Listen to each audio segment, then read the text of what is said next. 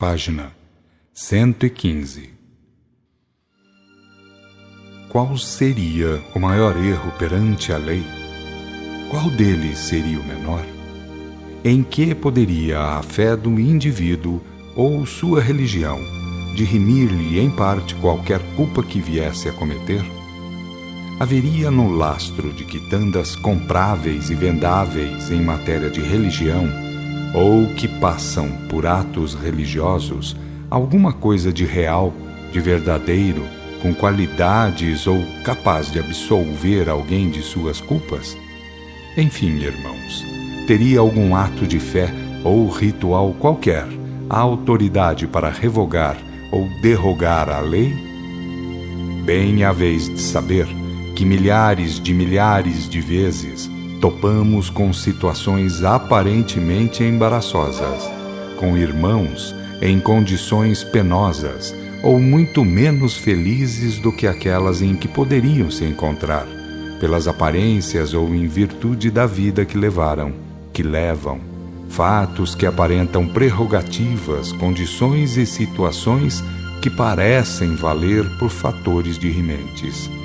Todavia, quando se observam as questões de dentro para fora, dos fatos internos para com as aparências externas, temos que nos curvar e reconhecer que a lei não respeita bandeirolas, simulações, ginásticas tidas como atos de fé.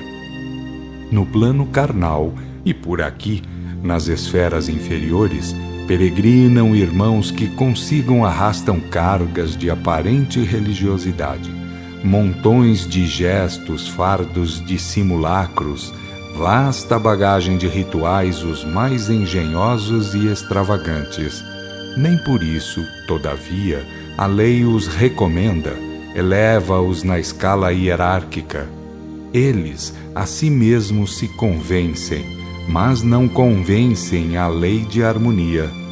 É que, em verdade, estão fartos por fora e passam fome por dentro. O problema da iluminação interna, o verdadeiro problema, esse não os tocou ainda. Eles não quiseram conhecer as trilhas do amor e da sabedoria para conseguir os galardões da pureza e do conhecimento. Eles se agarraram aos institutos do mundo e aos seus conceitos. Eles andaram vivendo para aqueles simulacros que os homens para si fizeram, como disse o profeta Abacuque no seu inolvidável capítulo 2. Assim foi o caso de Joana, irmã de Josias, o paralítico. Este, Josias, depois de 15 anos de paralisia, deu-lhe na mente recorrer ao espiritismo. E como tivesse amigos espíritas, não lhe foi difícil dizer a Raimundo, um seu amigo de infância: "Sabes, Raimundo, eu gostaria de conhecer a opinião de um espiritista sobre a minha paralisia, que aos poucos toma conta do meu corpo. Já não basta que me atrofie as pernas e os braços, pois observo que me congela tudo e me faz ter calafrios na espinha. Como sei que és espírita, bem poderias me trazer aqui alguém que tivesse como consultar os espíritos." Raimundo, assustado, revidou: "Agora é que pretendes isso? Sempre disseste coisas terríveis contra o espiritismo."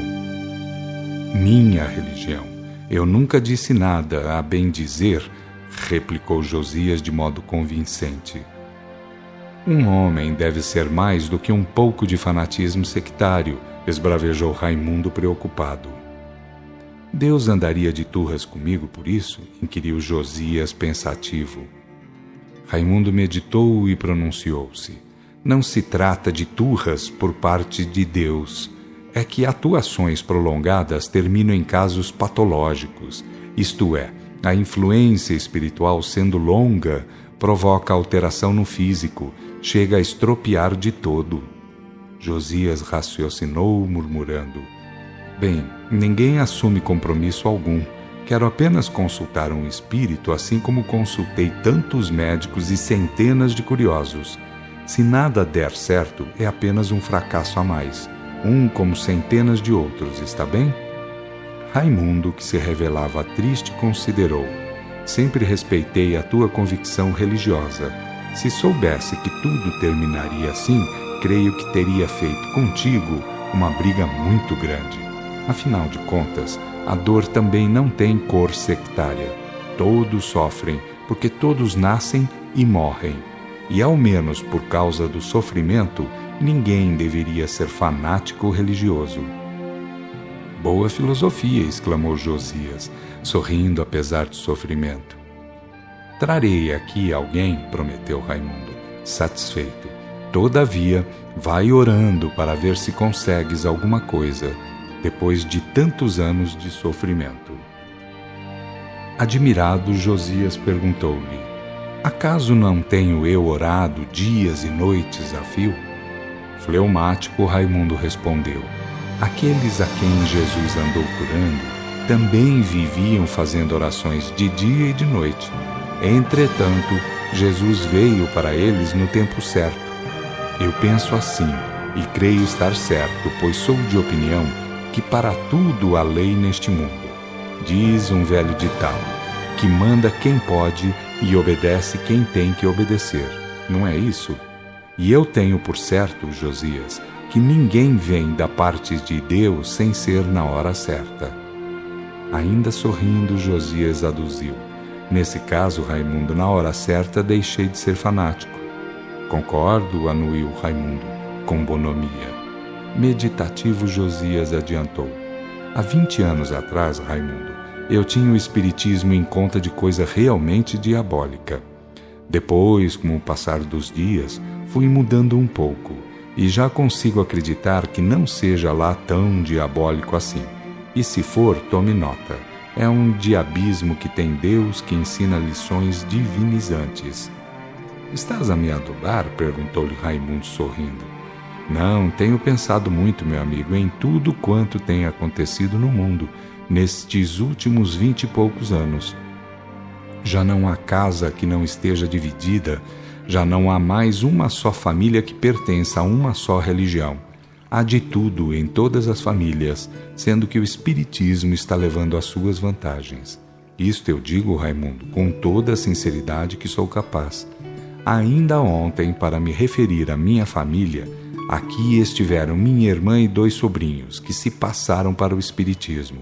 E quando fui dizer umas tantas aos meus sobrinhos, mais por esportividade do que mesmo por convicção, eles riram de mim, dizendo que eu nunca aprendera a ler o Evangelho, apesar de ter mais de 50 anos. Vê no que dão as coisas, Raimundo, quando a gente pensa que anda certo pelo fato de encarar toda a verdade, pelo ângulo estreito das convicções humanas. Raimundo interrompeu, intercalando: estou de pleno acordo, Josias. Ninguém deve, pelo fato de encarar a verdade pelo seu estreito ângulo de visão, pretender que está vendo e conhecendo a totalidade da verdade. Os dogmatismos andaram cometendo tremendos crimes por fazerem isso, enquanto a humanidade foi bastante analfabeta para não saber pensar um pouco mais. Com a instrução, as coisas foram mudando e os donos de religiões não andam muito contentes. Enfim, Josias, a verdade não quer o homem religioso, e sim o homem cheio de virtudes e de conhecimentos. A verdade quer que se acabe com todos os formalismos, os da letra e os outros, aqueles que são piores ainda. Agora foi Josias a interrompê-lo. Isso é uma verdadeira revolução. Haverá tanta virtude e tanto conhecimento assim no mundo?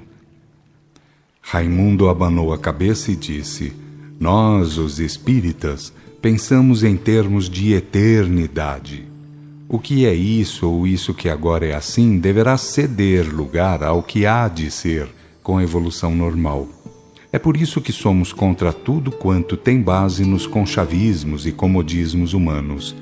A tudo aquilo que cheira a ranço, importa que se chegue o crisol do progresso e da renovação. E quando o homem não evolui por bem, o tempo e a vida se encarregam de fazê-lo evoluir pela dor. Aos maus alunos se impõe o castigo, não é isso? Que carapuça! Exclamou Josias surpreso. Bem, prometeu Raimundo, trarei alguém aqui para dizer-te algumas palavras de conforto. E na noite seguinte, ele e o presidente do centro conduziam Zainer à beira do leito onde se achava Josias. Ao ser apresentado a Zainer, disse Josias: tenho ouvido falar de suas faculdades maravilhosas. O presidente interveio satisfeito. Enquanto a terra existir e gente sobre ela, existirão profetas, porque a palavra de Deus é a revelação. Nesse caso, observou Josias, Deus não fala há muito tempo com seus filhos, pelo menos que eu saiba, a começar de 325, quando Roma fundou o catolicismo para atrair o dinheiro e a obediência do que carecia. Raimundo ficou pasmo e com ele os demais, ouvindo Josias dizer aquilo. Como sabes disso? Perguntou-lhe Raimundo. Andei lendo umas tantas coisas, meu velho. Meus sobrinhos deixaram aí uns livros e andei folheando alguns deles. O presidente acrescentou, volvendo ao tema anterior. Bem que previu o profeta Amós na sua visão maravilhosa, como relata o capítulo 8, que a revelação seria banida do meio das gentes, por causa dos muitos erros acumulados. Está dito ali que haveria fome e sede, mas não de pão nem de água, e sim da palavra de Deus, que é a revelação. Josias exclamou enigmático. Quer dizer então que hoje Deus me visitou? Porque vocês se acreditam os modernos profetas do Senhor? Raimundo comentou convicto. Se os dons espirituais para nada servissem, para que Deus nos teria dado?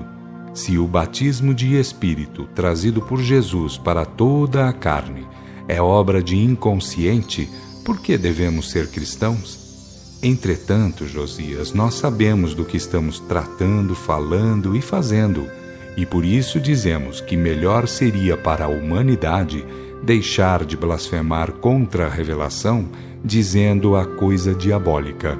Ou seria o diabo, se ele existisse, capaz de fazer coisas mais interessantes do que Deus? E se fosse a revelação coisa diabólica, como não seria Jesus diabólico, ele que foi anunciado por Gabriel, ele que andou falando com Moisés e Elias, ele que andou expelindo maus espíritos, ele, enfim, que veio derramar do Espírito sobre toda a carne? Josias admirou-se. Vós conheceis bem a Escritura. Zainer avisou-os. Assim diz o guia, estamos prontos para o trabalho. E nós, disse o presidente, prontos para cooperar. O psicômetra iniciou o relato. Josias tem ao lado uma freira. Ela sofre do mal que lhe causou a morte, a paralisia que lhe invadiu o corpo todo até atingir o coração. E um guia diz que o caso é pura questão de espiritismo, de cristianismo de fato, porque é necessário afastar o espírito sofredor para o doente melhorar. Ele acentua a palavra melhorar, explicando que o mal está por demais avançado, é caso crônico ou de patogênese radicada. Como se chama a paralítica? Perguntou Josias. Ela quer falar, mas não consegue. E o psicômetra responde: façamos oração, porque ela está muito mal e pranteia copiosamente. Houve grande movimentação no chamado ambiente psíquico, pelas orações feitas, havendo inclusive chegado um grupo de espíritos mais competentes do que nós em matéria de tais serviços. Eles é que foram lidar com a irmã paralítica, descarregar sobre ela energias potentíssimas até que falasse. E quando falou, pronunciou a palavra Joana. Joana seria minha irmã? Exclamou Josias espantado. Afirma que sim, respondeu Zainer. Morreu num convento, passou a vida em orações. O guia falou e Zainer repetiu. A grande oração é cumprir a lei de Deus. O filho amado é aquele que toma a lei por base e a executa o quanto possa. Quanto à sua irmã, depois de sofrer aquele fracasso, aquela infelicidade, refugiou-se no claustro, Sua obrigação seria, entretanto, enfrentar a situação, vencer e ser mãe de alguns filhos. Suas dívidas pretéritas deverão ser resgatadas. Sem dizer que tenha feito mal algum, dizemos que sofreu por causa do desvio a que se entregou, procurando fugir às suas mais prementes necessidades. Após breve lapso, endereçou-se a Josias.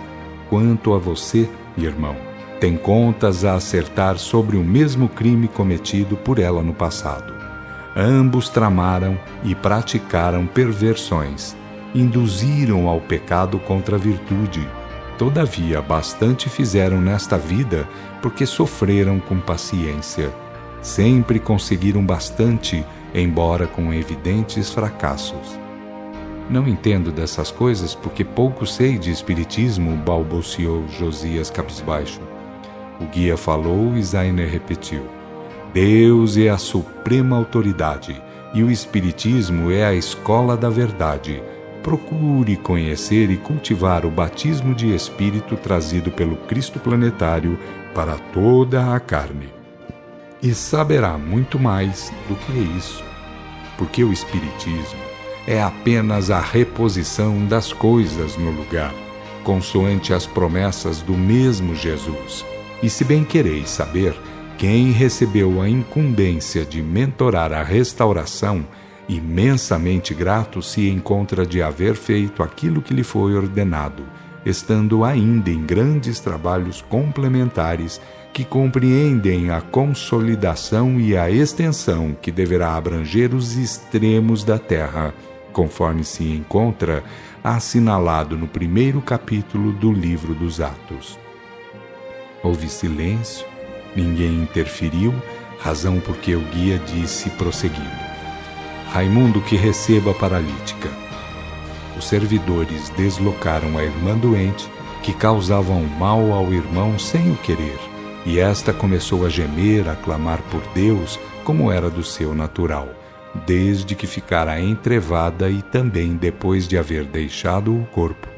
E uma vez feita a doutrinação, ela ficou pronta para falar, embora sem conhecer os porquês de tudo aquilo, porquês que estavam lá para trás, nos erros antanhos cometidos. Quantos mistérios! Exclamou Josias, admirado de tudo. E o guia esclareceu. Da ordem divina estão excluídos os mistérios e os milagres, porque prevalecem as leis e os fatos. Aprendei a conhecer a verdade conforme os ensinos do modelo apresentado pelo nosso Pai Divino. Aprendei com a verdade, irmãos, e abandonareis a tudo quanto vos torna fracos e sofredores, inconscientes e infelizes. Depois de breves palavras a mais, Joana seguiu em companhia de um grupo de irmãos servidores, e o guia disse a todos os encarnados: Não adianta clamar, Senhor, Senhor, o que importa é fazer a vontade do Senhor, cuja lei de tudo contém, porque encerra a moral, o amor e a revelação. Fomos-nos dali, como sempre, muito satisfeitos. Nem poderia ser de menos, uma vez que o Evangelho reinante era o vivo, o das obras, o Evangelho que contém as leis e os fatos.